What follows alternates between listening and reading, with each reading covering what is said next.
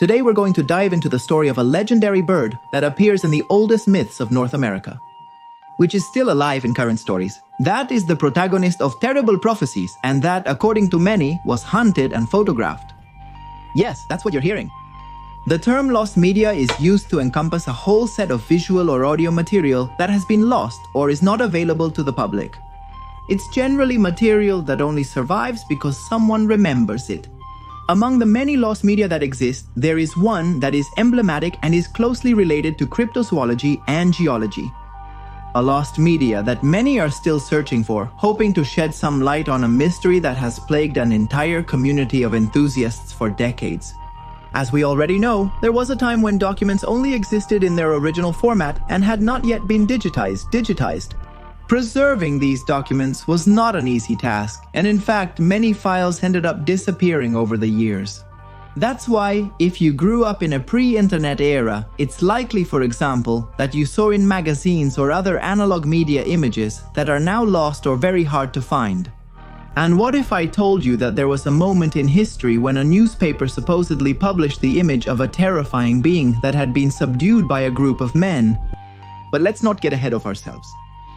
What happened to that mythical photo? Is it real?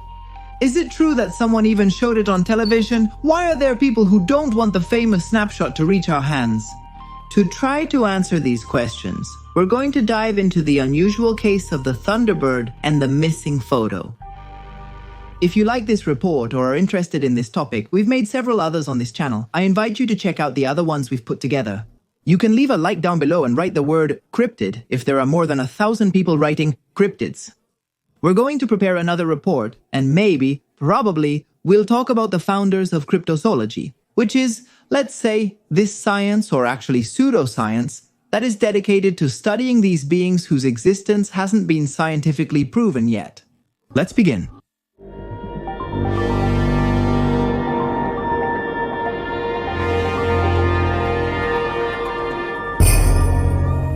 Born from thunder, the story of the Thunderbird begins long before cameras, newspapers, or the internet existed.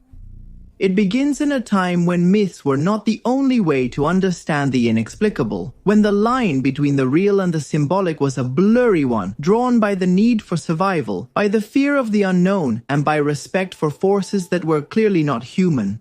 In that context, the indigenous peoples of North America not only believed in the Thunderbird, they revered it, feared its possible presence, and integrated it into their worldview, as if it were a living entity, as tangible as the forest that surrounded them or the sky that roared above their heads.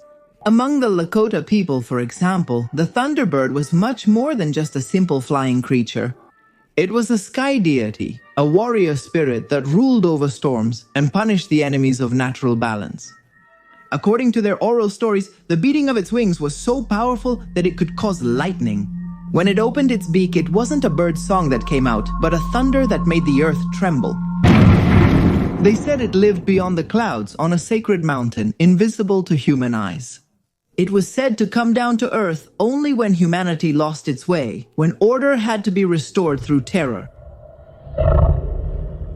The Ojibwa, for example, claimed that the Thunderbirds were being sent by the Great Spirit to protect the world from evil creatures, like the cannibal Wendigos, forest spirits.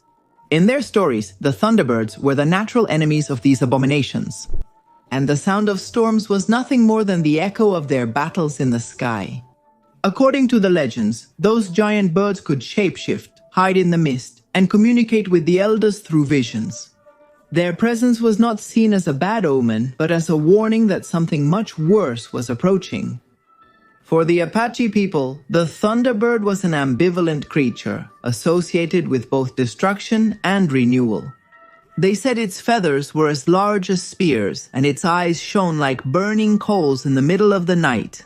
When it appeared in the sky, it was a sign that the world was about to change, that something profound was stirring in the soul of the earth. Some shamans claimed they could summon its spirit in secret rituals, using smoke, drums, and chants that only the initiated could pronounce. The most disturbing thing is that these stories are not isolated. There are similar stories among tribes that never had contact with each other throughout the entire continent. From the Haida of the North Pacific to the Chickasaw of the South, including the Navajo, the Cree, and the peoples of the Southwest. They all describe the Thunderbird with amazingly similar characteristics. Colossal size, control over the weather, the ability to fly above the clouds, and a presence that inspired both respect and chills in equal measure.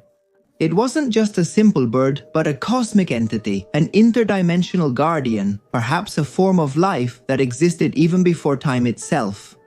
One might think that these similarities are due to a psychological need shared by humans. From this perspective, the Thunderbird would be nothing more than a kind of universal archetype of the collective unconscious.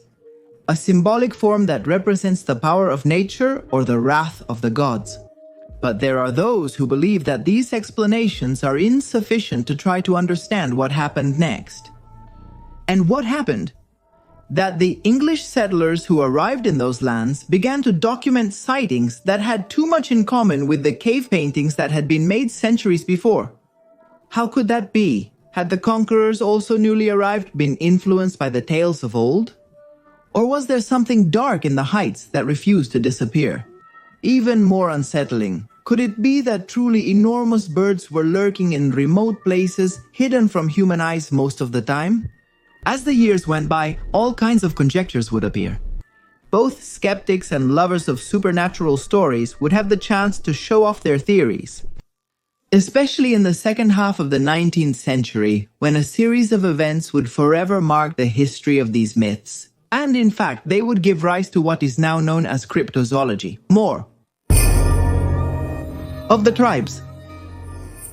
When the United States was still in the midst of territorial expansion and the Western Plains were still wild territory, many men decided to leave behind their cities, their families, and even their names to seek fortune in the unknown. It was the era of pioneers, of explorers, of treasure seekers. But it was also the time of the most restless and curious spirits, of beast hunters, and of chroniclers of the inexplicable. In that environment, stories about the Thunderbird stopped being the exclusive heritage of the native peoples and became part of American folklore.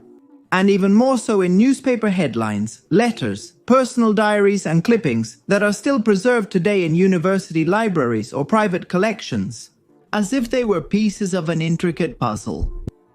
The first documented case that sparked the modern myth is not known to date from either 1886 or 1890. The versions are contradictory. Yes, it's clear that the event took place in Thompson, Arizona. Thompson was a dusty town known for its duels between cowboys and outlaws. Something not too far from the landscape we usually imagine when we evoke the imagery of the Western. It was in a setting like that where one of the most puzzling encounters ever recorded took place. According to an article published in the local Thompson newspaper, Epitaph, two ranchers whose real names have not been preserved claimed to have shot down a gigantic creature in the desert with their rifles. It was a bird with membranous wings similar to those of a bat and an enormous scaly body as if it were a reptile. The men measured the creature, determining that it was 48 meters long and had a head that was 2.4 meters. The article detailed that after chasing it on horseback and shooting at it several times, the men managed to make the creature crash to the ground. Then the monster was hung on the door of a huge barn. The story was chilling, to say the least. It suggested that, finally, there was solid evidence to prove the existence of these eerie flying creatures. That had always sparked the imagination of the locals. Had two armed men really managed to bring down the mythical Thunderbird? This story soon led to other testimonies becoming popular, which until then had been dismissed as not being serious. That's how, for example, people learned about what happened in Creel, Texas in 1903. There, it was also a local newspaper that was responsible for bringing a puzzling piece of news to the citizens. Apparently, several residents of a rural community had seen what they described as, and I quote, "a creature with wings as large as a train car and a scream that could shatter eardrums." Later, in 1932, during the Great Depression, a young hunter in the forests of Pennsylvania wrote in his personal diary that he had seen a bird of impossible proportions, larger than a mail plane with dark feathers and a gaze that seemed intelligent. This man, identified as Edward Shaw, disappeared weeks later under unclear circumstances. His diary was found by his brother in an abandoned cabin, and today it is kept in the private collection of a cryptozoological museum in Vermont. These intriguing accounts sparked some debates that continue to this day, debates that focus on the possible origin of these infernal birds. The mystery was enormous, and kept professionals from various fields awake at night. However, none of these stories would have the same impact as the first one, the one from Tombstone. The reason is simple. In the 1960s, someone claimed that the epitaph had not just mentioned the men's encounter with the great creature. In a 1963 issue of Saga magazine, a writer known as Jack Byrne claimed that along with the intriguing news, a photograph of the captured animal had been published. This rumor quickly began to spread, and in fact, this photo became something like the holy grail of cryptozoology. And with this detail, our story returns to the beginning. In search of the lost photo, Jack Pearl claimed to have seen the photo with his own eyes. According to him, the bird had been transported to the city in a cart, and the snapshot showed it nailed to a wall with its wings spread out. Meanwhile, 6 men were standing in front of the corpse with their arms open and touching their fingertips together. When modern researchers looked for that original publication, they discovered something alarming. That specific edition of the newspaper does not exist in the archives. Almost the entire collection is preserved, except for the editions in which the photo would have been printed. In some libraries, it appears as missing. In others, it is simply not listed.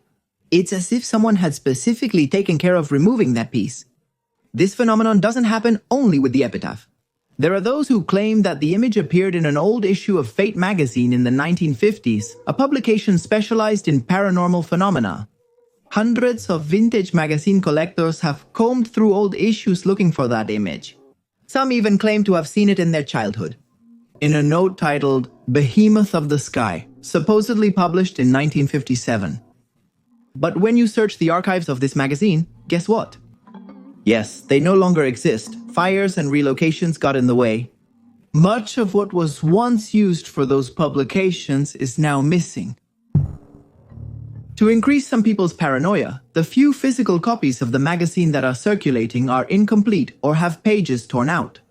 A coincidence repeated with too much precision not to be suspicious. Others think they remember seeing the famous image in Beyond magazine in the 70s. A particularly disturbing case is that of Mr. Victor Laroute, a retired librarian from Ottawa. That in 1981, he contacted cryptozoological researchers, claiming that he had seen the image as a child. In a number of magazines he glanced through while waiting at the dentist's office, he described the photograph exactly, which, according to him, showed 2 men wearing hats. Stetson posing stiffly next to a winged creature, hanging at the entrance of a barn, with its wings spread and a beak as long as an adult's arm. Laroute swore he searched for the magazine years later, in vain. The issue had not only disappeared from the library's internal archives. At the publishing house and distributor, they explained to him that they didn't have any copies of it. It was as if it had never existed.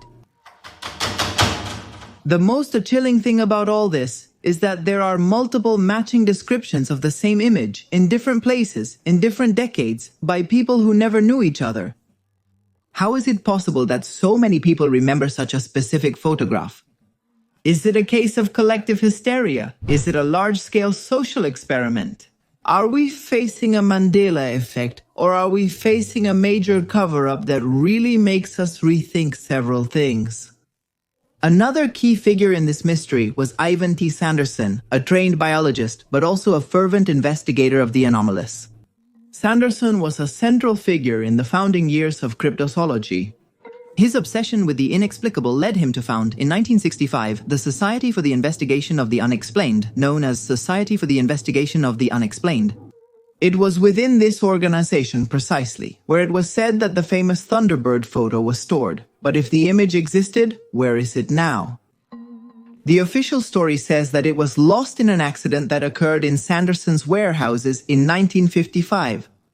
It was claimed that the photo was destroyed in the flames along with other documents. However, later accounts contradict this version.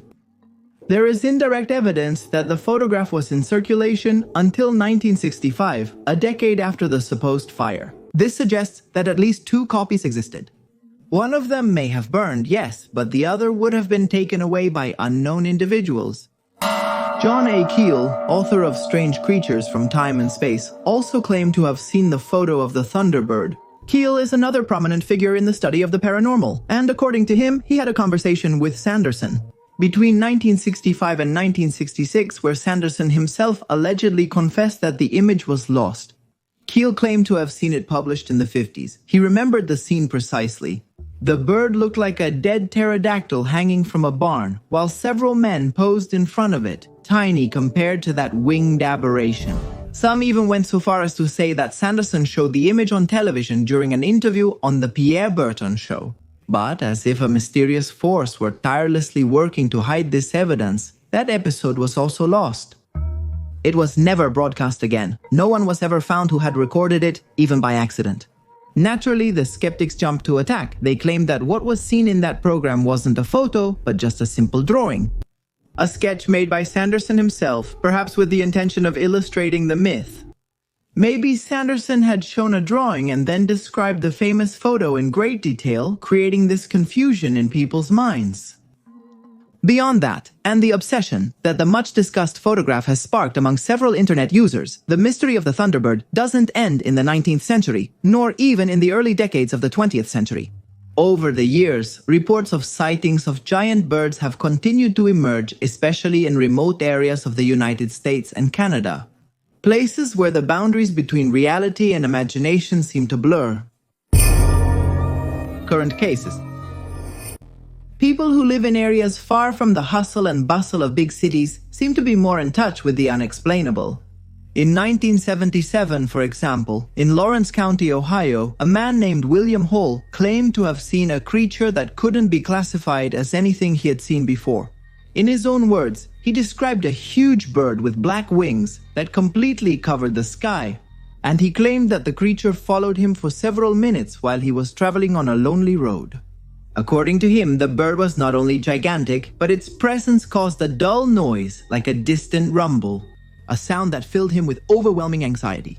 Hall's case was taken seriously by some cryptozoologists, but it was quickly ridiculed by the local media, and the sighting became just another strange report of a man who saw something he couldn't understand. However, what's curious is that many others in the region began to report similar experiences.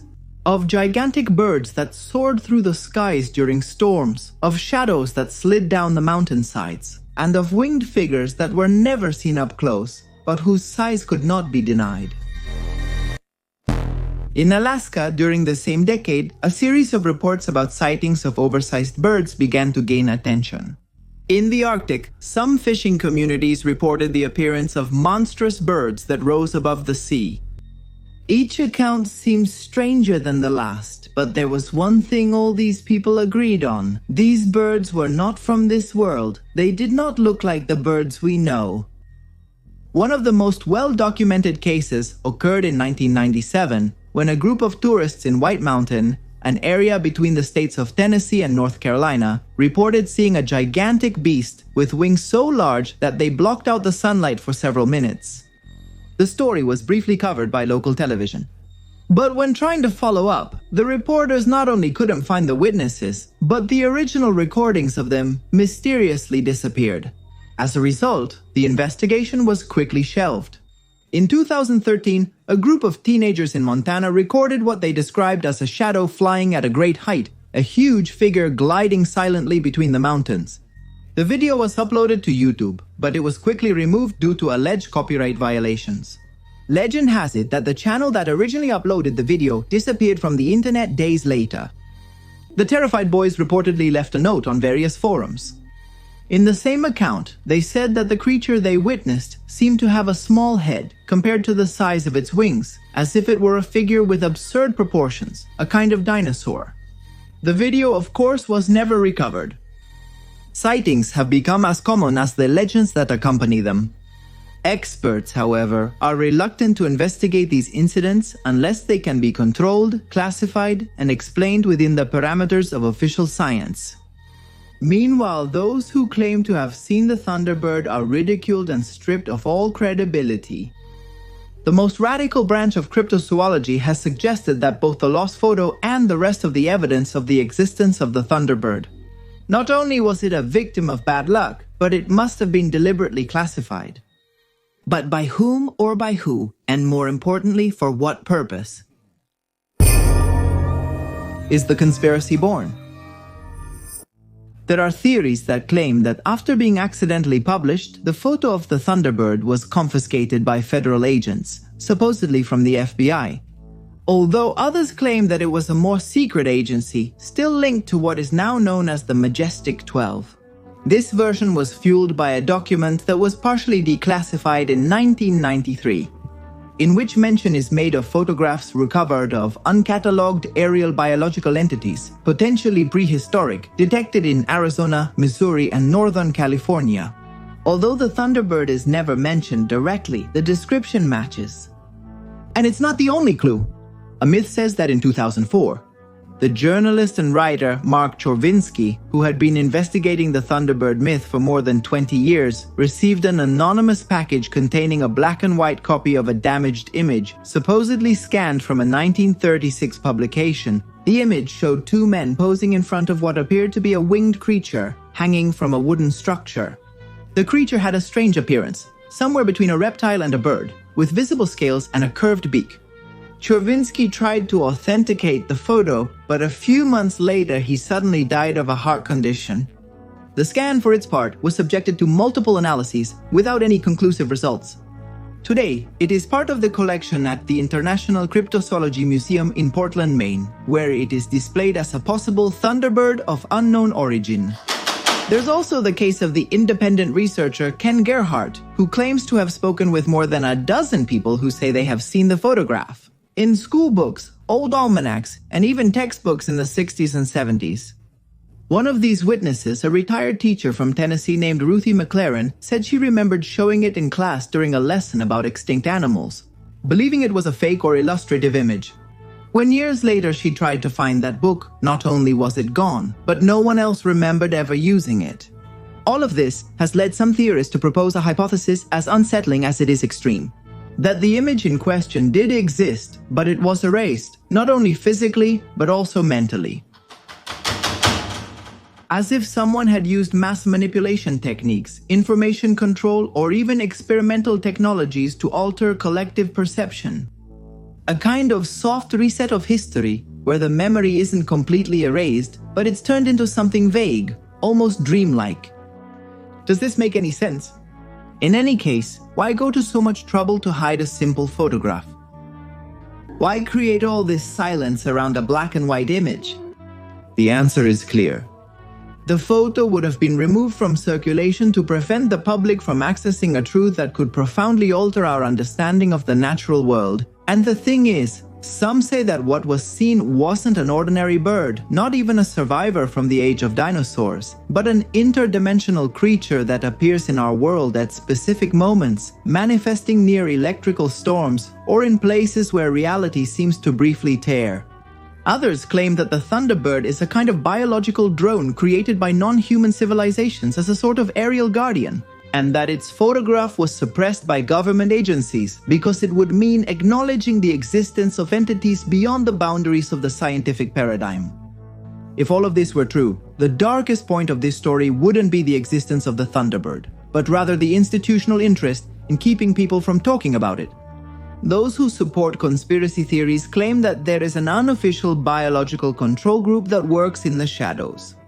A sort of Interpol for the anomalous, in charge of covering up any evidence of uncatalogued fauna that could disrupt social stability.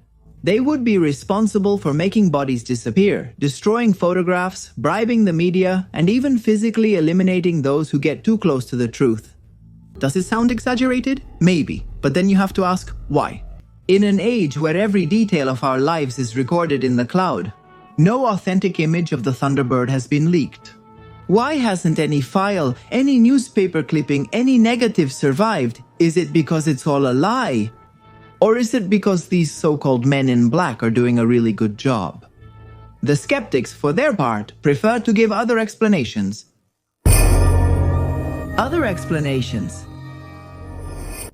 The zoologist and author Dr. Carl Zucker suggested that a trigger for the myth of the Thunderbird photograph could have been the image of a marabou stork held by its wings by members of an African tribe.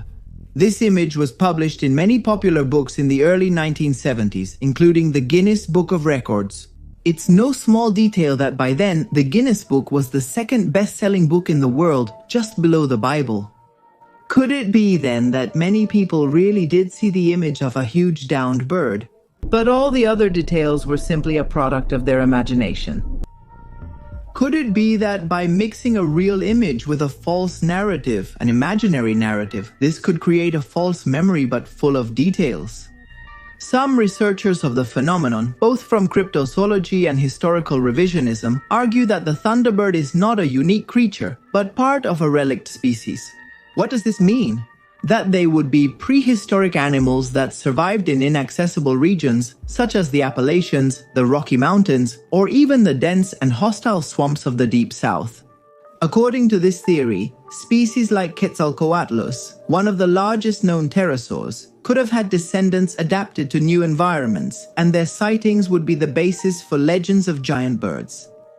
But we don't have to limit ourselves to America. Let's think, for example, about Central Africa. They say that the Congamato is not just a simple bird. It doesn't sing, it doesn't fly high to look for fish, and it doesn't build nests.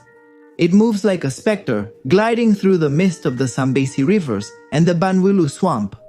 The hunters who have seen it don't compare it to a bird, but to something much older. Something that shouldn't exist, something that, if science had to name it, would be a pterosaur. Yes, a flying reptile from the age of the dinosaurs. Reddish, featherless skin, with a beak full of sharp teeth and membranous wings like those of a bat. Creatures that supposedly disappeared more than 65 million years ago, but according to local accounts, are still lurking. The name Congamato literally means boat breaker, because that's what it does. It attacks canoes, destroys small boats, and in some cases has killed those who dared to cross its territory. It is not a spiritual symbol, it is not a totem of wisdom. The tribes describe it as a demon of the air, a messenger of death. And the stories are not new.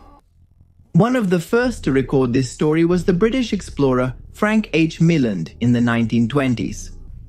In his book In Witchbound Africa, he describes how the locals, upon seeing drawings of pterosaurs in his books, would confidently point and say, "That's the conga." Maro Mellon was shocked. The natives were unfamiliar with Western paleontology, they didn't know about fossils or the Mesozoic era, and yet they described with terrifying accuracy creatures that should be extinct. In 1956, a severely injured man arrived at a hospital in Zambia. He had deep cuts on his chest and back. When the doctors asked him what had happened, he replied in a trembling voice, "A giant bird attacked me. It had teeth like a demon." As if that weren't enough, in 1988, a team of explorers, led by cryptozoological scientists, traveled to the north of the Congo to investigate. One of them, an Australian zoologist named Peter Beach, claimed to have seen a creature similar to the Congamato flying over the area at dusk. There were no cameras, there was no evidence, just a broken and terrifying testimony. How does science explain this? Simple. There are quite a few professionals who believe that all these sightings correspond to other storks. Many suggest the great shoebill as the bird that is often mistaken for a monster. Is that what it's all about? About terrified people who exaggerate what they see during a panic attack? Anyway, the idea that we might be in the presence of Thunderbirds is still very appealing. Although, maybe if the Thunderbird is real, we should be worried. Why? Because in a remote corner of North American indigenous myths, there is a prophecy that many don't dare to say out loud, and it has to do with these mythical birds. Prophecies of Thunder. There is a prophecy that is known among the oldest peoples of the Great Plains and the Rocky Mountains. And it has been passed down from generation to generation in whispers and myths that for the most part, only a few wise people have managed to decipher. The prophecy speaks of a future time, a time of great upheaval and change, in which the wings of Thunderbird will cover the sky, unleashing both storms and cataclysms. Some see it as a warning, a reminder that the cycle of destruction and rebirth represented by Thunderbird is about to happen again. And with that, humans will have to face something much greater than themselves. But, as with many prophecies, its details are vague and ambiguous. What does this warning really mean? Some suggest that the wings of the Thunderbird are not merely a literal reference to the creature, but a metaphor for the natural chaos that occurs when humanity loses its way. Others, more grim, claim that the Thunderbird will be the messenger of an invasion. A cosmic force that will not only shatter reality as we know it, but will replace it with a new form of existence. And while all of this happens, the Thunderbird will watch from the sky as if it were the guardian of the transition. A witness not only to the history of the native peoples, but also to a much larger cycle that precedes and follows humanity. As the years go by and humanity faces global crises, increasingly intense natural disasters, and the growing sense that the world is changing at an unprecedented speed, the figure of the Thunderbird remains a haunting symbol.